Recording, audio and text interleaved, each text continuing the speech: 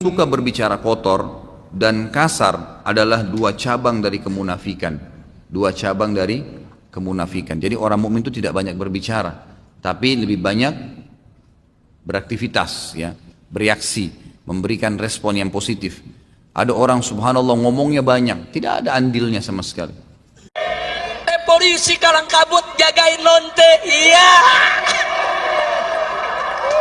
Hei umat Islam, keluar dari rumahmu, bawa senjatamu, ganyang mereka. Ini nih ustadznya Ahok nih. Ini nih kiai yang dulu dukung Ahok nih. Kamu kera-kera bersorban, kamu ustadz jahanam, kamu kiai bangsat, kata Allah Subhanahu wa taala. Oh, ini nih kiai ngaku NU tapi bela Ahok nih, kata Allah. NU yang lurus nggak bakal pilih Ahok, saudara-saudara. NU yang lurus tidak bakal bela Ahok. Kalau ada ustadz atau kiai ngaku NU bela Ahok, itu bukan Nahdlatul Ulama, nasi uduk itu, saudara-saudara. Ini Al-Maidah 51 bukan ayat mutasyabihat, ini ayat muhkam, goblok. Otaknya ini goblok. Katanya santri, katanya ustadz, tapi kok goblok? Kebanyakan makan uang Cina. Ini kamu mau apa? Mau ngaku pribumi? Saya juga pribumi. Emang kenapa? Ya turunan saja kau itu. Ayo sini, gue injek-injek pala lu sini. Ayo. Belum berani, ayo sini. Coba bacot doang, wajah aja nggak berani keluar. Sudah ditantang kok. Ayo sini kalau berani, sini kalau berani lu, nggak usah sok-sok tantang sini kalau berani. Sama ustadz. Mulut lu itu kalau berani sini. Sini wajah lu, anak pelacur. Kau itu anak haram. Emak lu itu pelacur, tau nggak? Anak haram itu. Lu itu Kau itu lahir anak dari haram. perzinaan, pelacuran lu itu. Kau anak haram. Kalau Mama lu itu lonte, tau nggak? Oh itu lonte. Bahasamu itu ya. Itu ngaku cucu Nabi.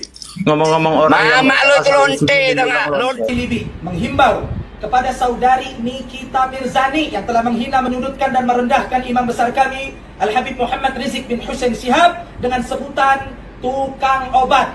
Tidak layak seorang muslim dan muslimah, apalagi yang mengaku beriman kepada Allah dan Rasulnya, menghina seorang ulama, apalagi beliau adalah cucu di antara cucu-cucu baginda Rasulullah sallallahu alaihi wasallam. Kepadamu, hei babi betina lonte oplosan penjual selangkangan, saya himbau, 1 kali 24 jam kau tidak melakukan klarifikasi dan permintaan maaf di depan publik secara terbuka, saya Maherat Tuwailibi beserta 800 laskar pembela ulama akan mengepung rumahmu. Saya serius, saya tidak main-main. Kita lihat apa yang akan terjadi. Darah kami kucurkan untuk membela kehormatan cucu Rasulullah sallallahu alaihi wasallam. Darah kami kucurkan untuk membela kehormatan cucu Rasulullah. Akan diangkat nanti di akhir mahsyar.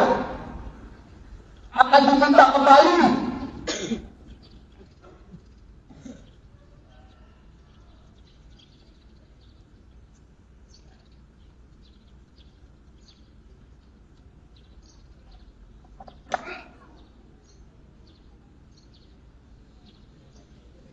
Kalian langsung gerakan semua. Nabi lihat kalian langsung gerakan semua, anjing-anjing. Di rumah majalis itu sahabat Nabi, ente binatang anjing. Laknat dari maju orang tua kamu adalah beracun. Bapak ibu kalian anjing. Jangan benar kalian sombong, tapi kalian berkeluar seperti binatang. Mari sorak-sorak. Kenapa berani ya sorak-sorak? Anjing, sini satu-satu kalau berani. Jangan buat kalian berjibat, usaha binatang, anjing. Ada lonte hina Habib. Sampai lonte ikut-ikutan ngomong. Saya nggak marah. Cuman ada umat yang marah. Ngancam mengepung lonte.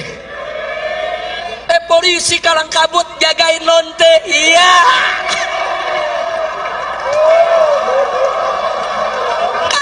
Kacau.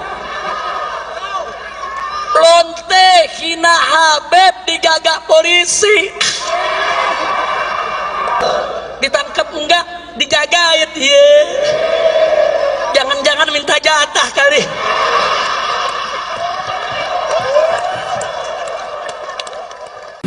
yang tidak selesai. Justru ini yang akan menimbulkan kegaduhan, yang akan merongrong pemerintahan Prabowo. Yaitu siapa? Imaduddin bin Sarmana. Itu tiap hari konten-kontennya. Begitu juga narasi-narasi mengadu domba. NU diobok-obok, NU nggak bisa selesaikan masalah silsilah habaib. Ini yang jadi masalah yang saat ini bergejolak di masyarakat. Maka saya melihat Imaduddin nggak berani ke Jakarta. Para muhibin akan membubarkan panggungnya Imaduddin. Para muhibin akan membubarkan panggungnya Imaduddin. Yaitu mengadu domba umat Islam. Yang akan di mana-mana itu gaduh dibuat seluruh Indonesia. Setiap hadir Imaduddin pasti terjadi kegaduhan, pasti terjadi penolakan. Hanya PKI yang selalu mengadu domba umat Islam sehingga nyaman dengan adu domba ini.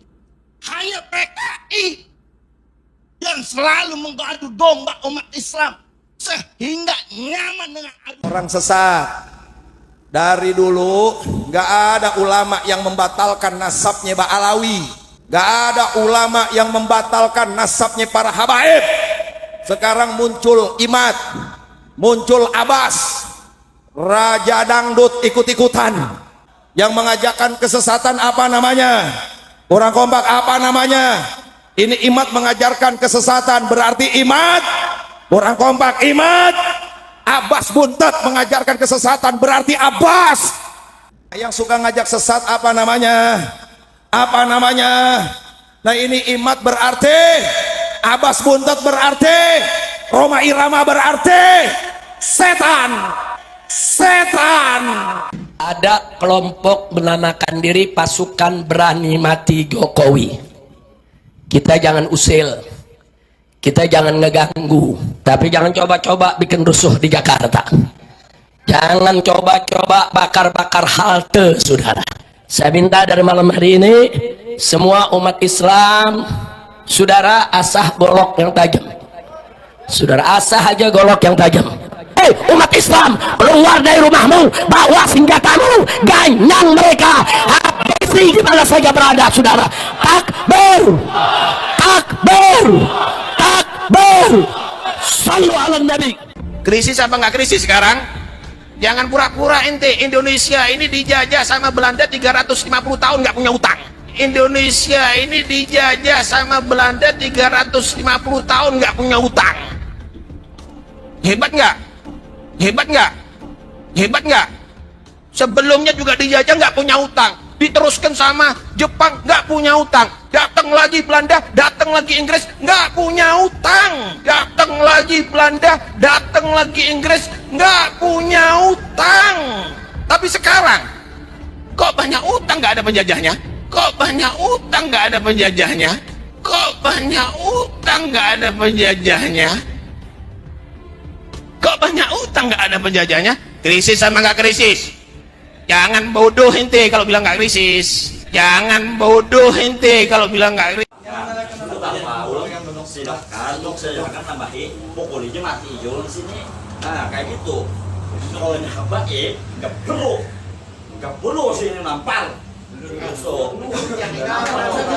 Kayak gitu. Ya duduk. Kagak perlu nampal.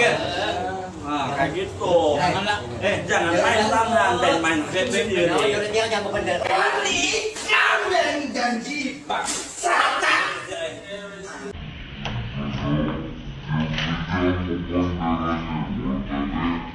Suka berbicara kotor dan kasar adalah dua cabang dari kemunafikan. Dua cabang dari kemunafikan. Jadi orang mukmin itu tidak banyak berbicara, tapi lebih banyak beraktivitas, ya, bereaksi, memberikan respon yang positif. Ada orang subhanallah ngomongnya banyak, tidak ada andilnya sama sekali. Ada sumbangan, dia yang paling banyak teriak, dia sendiri nggak nyumbang. Ini nggak ada gunanya, nggak ada manfaatnya. Orang mukmin itu tidak banyak bicara, tapi lebih banyak actionnya. Bagaimana memberikan manfaat kepada orang lain, itu yang harus dilakukan. Para sahabat masuk di kancah peperangan tidak ada suara, cuman takbir habis itu masuk, memang melawan musuh. Dibandingkan orang yang teriak-teriak tapi takut menghadapi musuh, gitu kan? Jadi memang begitu. Abdullah bin Mubarak radhiyallahu rahimahullah, seorang ulama tabi'in, pernah waktu menghadapi salah satu pasukan Persia, ada satu prajurit Persia sangat kuat, gitu kan? Dari kepala sampai kakinya semuanya besi, tidak kelihatan lagi kecuali bola matanya, dan selalu menyerang kaum muslimin. Lalu kemudian dia menantang, siapa yang kalian bisa melawan saya? Postur tubuhnya besar, naik di atas kuda, memegang pedang yang sangat kuat, tidak ada yang berani mendekatinya. Dan orang Persia terkenal kekuatan fisiknya gitu kan. Sekarang Afghanistan, Irak, Iran ini memang terkenal postur tubuh yang besar-besar.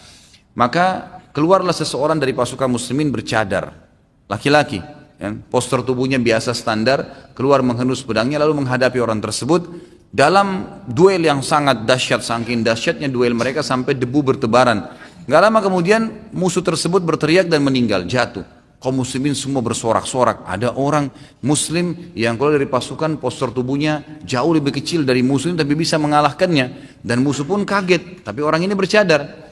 Tidak banyak ngomong, orang itu langsung masuk ke pasukan muslimin, langsung ke belakang sekali. Nggak buka cadarnya, tunjukin pedangnya, saya membunuh, nggak. Masuk ke belakang sekali pasukan. Lalu kemudian ada satu orang yang penasaran, yang menukil kisah kepada kita. Dia bilang dia mendatangi orang itu, kemudian dia bilang saya sengaja dari samping menarik cadarnya. Ternyata dia adalah Abdullah bin Mubarak, ulama besarnya, ya tabi'in, itu kan terkenal sekali. Maka Abdullah bin Mubarak mengatakan, engkau telah membuka aibku. Artinya kenapa kau lakukan ini? Aku sengaja merendah, gitu kan, seperti itu.